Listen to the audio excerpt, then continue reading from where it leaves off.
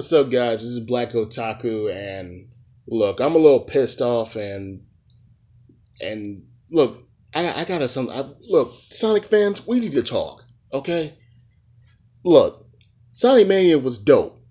I'll admit that, but come on, man, you can't show a little more support than what you're giving for Sonic Forces. Wah, Sonic, classic Sonic's in this. Wah, the controls look a little weird. Wah, none of my favorite characters are playable anymore. Dude, shut up. Oh my god, it's like, shut the fuck up. Like, seriously. Do you realize Sega's doing the best they can? And they've been working, and it looks like they've been putting a lot of work and effort into the story and into the gameplay. The least you can do is stop bitching until you at least play the game. And I don't mean just playing a demo or looking at or observing trailers and their gameplay. I mean actually play from start to finish of the actual full game. In other words, as far as I'm concerned, some of y'all are just bitches. Just little bitches, just waiting at any chance just to mock any Sonic game that just comes out. And it's like, to me, that's not true fandom. A real fan would at least stick with them until the end of the freaking game and then give your honest-to-God opinion. Thank God for people like Gamer Ace, Twip, and the Sonic Theorist. People that do that sort of thing, that actually give these games a chance and then form an opinion. Like, when I first saw Sonic Mania, I wasn't exactly too happy because I had not known about the Project Sonic 2017. Like, that's all I was hearing. I was like, seriously, that's it? We're getting that classic version of the game? Oh, that's lame. I don't feel like playing the classics again. Because I'm so sick of everybody comparing the classics to the newer shit. And it's like, dude, you have to understand. And before anyone says, I do love the classic, I do love classic Sonic, it's just, when you play the 3D games for most of your, like, the majority of the modern games and everything, the 3D games, I kind of don't feel like going back. You know what I'm saying? I really don't feel like taking a few steps back. I don't feel like doing that. I really didn't. But after I actually gave the game a chance, I enjoyed it. My only gripe with it was the whole, if you fail the second act, you die. Like, you lose all your lives in the second act. You got to start all the way over from the first act. That's one gripe I don't like about it. And, well, I kind of like it and don't like that. I like it because it gives you more of a challenge, as in try harder to get past this level. Because you don't. You got to start all the way over. And what I don't like is I kind of hate that I worked so hard in Act 1, and then if I die in Act 2, I got to go back to Act 1. That's like my only thing I really don't like about it. It's like you put so much work and effort in trying to maneuver through it. But at the same time, it's repetition and you learn from your mistakes each time. That's what I really loved about Sonic Mania. It gave you a challenge. Like some of the older 3D games did, give you a challenge. Like, if you don't memorize some of those parts of the stage, you're going to fall, you're going to die, you're going to get hit by enemies, you know, that kind of shit. But what I'm trying to say is, give these Sonic games a chance. Like, give Sonic Forces a chance. A true fan doesn't just shit all over it or complain about every little thing like voice acting, story. And it's like, better yet, let me get on that topic of voice acting really quick. And seriously, some of you supposed fans need to seriously shut the fuck up about voice acting. Because would you rather him go back to being voiceless or not have little to no personality like Mario? Because, like, Mario has little to no personality whatsoever. No character development, no good story plots that drive it. It's just the same shit over and over.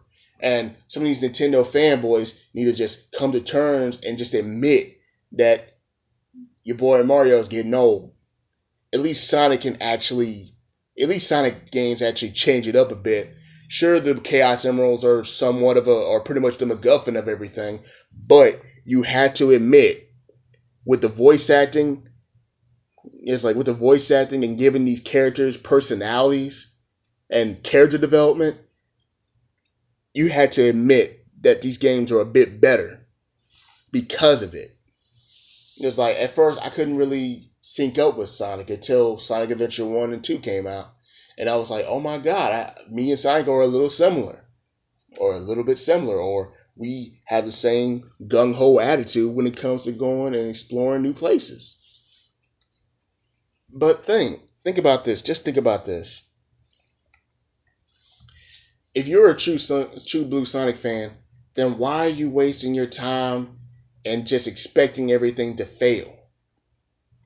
No joke. If you're a true fan, a true blue Sonic fan is what I like to call myself, because I like to see it through to the end. I want to at least, form an actual opinion and actually justify my opinions, like justify my problems or my likes and my dislikes of certain games. And before you ask, yes, I don't just limit myself to just Sonic games. I play lots of different games. I am a huge fan of the Sly Cooper series. In case you didn't get the memo, I do occasionally talk about the Sly Cooper series, and I just like seeing them thrive. I just like seeing my favorite characters in video games thrive. I don't want to have to. It's like I don't just trip him up before he can even start running. You know what I'm saying? Like, oh, the voice acting's bad, the character development is bad. It's like, this voice actor sucks. We want the old one back. Shut your ass up. Seriously. Think about this. You're reading way too into this stuff. It's like, this is just really annoying for me. It's like literally one of my main gripes about the Sonic fan base.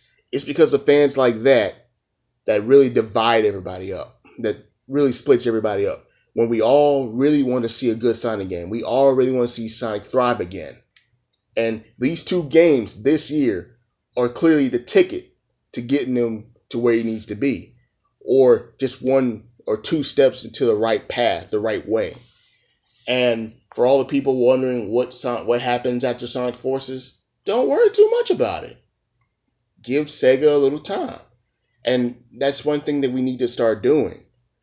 We need to have patience. We need to at least give them a chance to get everything up and ready. Because you don't just walk in and expect something great automatically. And it's like these things take time.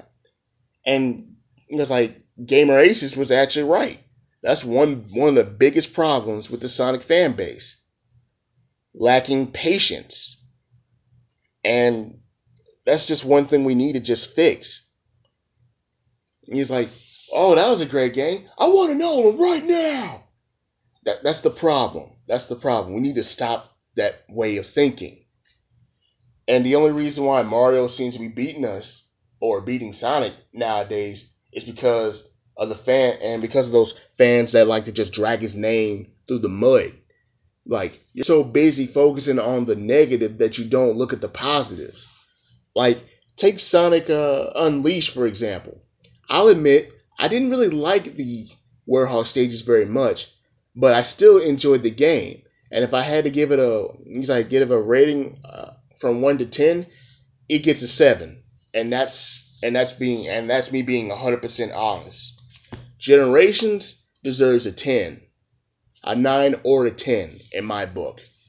Now, if you really want to talk about really bad games and complain so much about all the bad games, go ahead. It's not gonna really help your case anymore, because it's been established. Some of these people like these games and some people don't. The sooner you accept that and stop talking about the negative so much, we can move on. And right now we have 2 new positive games. Sonic Mania and Sonic Forces. Let's focus on the positive instead of the negative. So far, I'm more interested to see what I can actually do with my own OC. It's been one of my dreams to actually have my OC in an actual game. Like, I don't draw OCs or do any of those little things online. It's just, I've always thought about having a custom character and actually, injecting them right into the Sonic lore and actually have them be canon. Have like a Sega Sonic, type of, contest. You draw your best design for a Sonic character that you submit, and if they like it, they'll put them in the next game or put them in the current game that's about to come out in that year. Something cool like that. And then there's the whole DLC for Sonic Forces I'm looking forward to. And seriously, think about this. The game, Sonic Forces, is $40. The Shadow episode is free, which is great, by the way. Think about this. And for all those people who are looking really hyped and happy for Mario Odyssey, yeah, I hate to break it to you, but Mario games seem to be the most expensive game, like kid-friendly games. Like, notice how Sonic games are a little bit cheaper than Mario games? It's Sega's like brilliant marketing strategy, like they did back in the 90s. And I gotta say, that's pretty smart. I mean, look at Sonic Mania. Everybody was like, I was really expecting it to be like $30, $40, maybe $50, but I was wrong. $20, that is a beautiful price tag just for a digital download, and it's definitely worth. Better yet, I changed my mind. It's actually worth more than that, in my opinion. It's like that game was at least $35 or 40, to be honest. And the amount of fun you can have playing that game is just amazing. But right now, I'm not talking about that. I really want to talk and focus more on Forces. Forces has so much to offer right now. The story, everybody, I'm really curious about the story. At first, I was expecting it to actually be a little bit different, though. Like, I was getting Sonic Sat-AM vibes. I'm also getting Sonic Nazo Unleashed vibes a little bit, if you know what I'm saying. But then again, I actually have a lot of thoughts going on. And it's like, wait, you mean to tell me that Eggman actually created Infinite? And that huge thing in his chest, I'm just going to go off and say that's the Phantom Ruby. I think that's what it's called, the Phantom Ruby. And yeah, before you ask, like, if I'm stumbling on what it's supposed to be called, yeah, because I probably just I jumped into Mania blindfolded, then took it off and just immersed myself into the gameplay and the story a little bit. I just enjoyed myself. But the thing is, so many questions. What's going down? How did Eggman actually do it? Did Sonic vanish, or I know Mania and Forces are now said to be somewhat connected due to Sonic's ending. If you got all the Chaos Emeralds in Mania, though, and it's just so much going on. Like, what do we do? It's like Eggman has won. This is something I'm really curious about. I'm just so excited. That's all I got to say. I am just really excited about what's going down. How are we gonna beat him? It's like, how are we gonna beat him? This guy's faster than Sonic on foot. The guy can fly. The guy can warp dimensions, space, and time. And he's like, Shadow is on his side. Chaos is on his side. Zavik is on his side. Metal Sonic is on his side. What the fuck are we gonna do? That's my question. But still, I'm just a long story short. I need to hurry up and finish this because I'm dragging on way too long. But still, though, for all of supposed Sonic fans that keep criticizing and bashing the game and lashing out and showing so much hate, with all due respect, and this is coming from the bottom of my heart, and I pretty much speak for all the true blue Sonic fans that just want to see this game and see Sonic thrive instead of strive to try to get back to where he needs to be. Please, shut the fuck up complaining about it. Give the game a chance. The game's not even here yet. November 7th or whatever. Yeah, just be ready for a ride. That's all I got to say. Play through the game from start to finish. Don't do any playthroughs online on YouTube yet. Just beat the entire game first and then come out with your opinion. That's all I'm saying. And looks like Sega's put their heart into this one, and I want to see what they got. That's all I got to say. Because this game, Mania, was a success. Forces needs to be a success, and it better not fail. And it all depends on you, the fans. Give them a chance. Don't bash and criticize shit until you finish the entire game. And that's all I'm going to say. And to all the true Blue Sonic fans that actually want to see him thrive and see our man in blue, it's like, how do I? No, see the true blue dude, the blue blur, the Knight of the Wind, make it. I just want to say thank you. Thank you for not criticizing so much. Thank you for not being assholes that just want to see him fall.